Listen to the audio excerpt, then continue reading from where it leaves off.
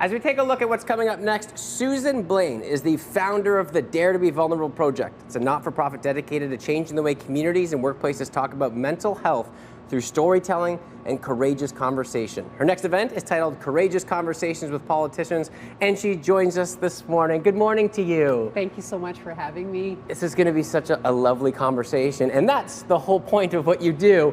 Can we talk about the inspiration that sparked this wonderful journey? My own journey, my own mental health struggles, and then having the courage to have a conversation with a good friend when I was thinking about exiting. And that conversation led to me going to the Queensway Carleton Hospital, getting support. 2 days before COVID struck in 2020, I was hospitalized. And it's kind of been a healing journey ever since. So it's been 5 years, and I'm on a mission to change the way that we think about our mental health. So we all have a mental health, and it's something we need to take care of. If we don't, it can tank, and it can lead to crisis, and that's kind of what happened to me. So yeah, we do events, and they're free to the public.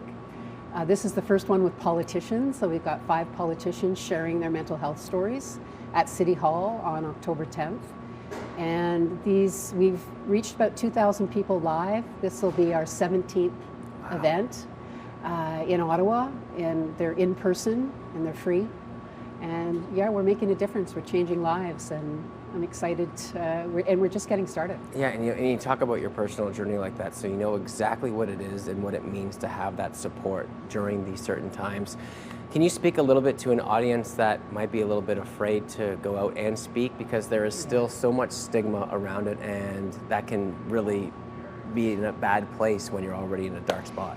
Well, yeah, because people are struggling in silence, and that can be dangerous. So that's a big motivation for these sessions, so that people can come out and listen to people who have the courage to rise up and speak out. And it's about really opening up and being courageous and sharing with somebody you trust.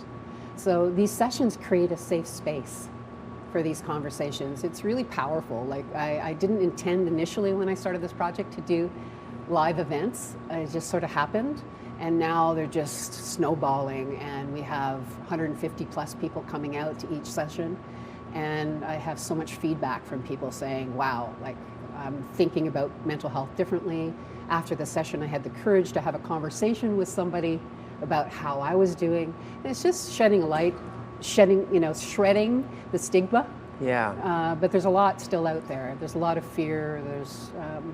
So the Dare to be Vulnerable is our mission. And I think that's such a wonderful line, dare to be vulnerable, because it is a difficult thing to get your head around, to be vulnerable in these positions when you're already worried about so much, and then you start to think about what other people think about that situation. Yeah, judgment. Before we let you go, I'd love to know the idea behind getting the politicians involved.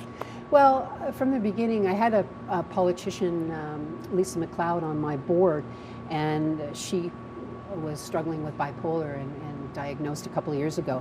And I said, wouldn't it be cool if we had a session where we had politicians sharing, and just leaders. When leaders rise up and step into a courageous and vulnerable share, it really gives permission for other people. Like, man, if they're struggling and they have the courage to talk about it in public, then I can talk about it too.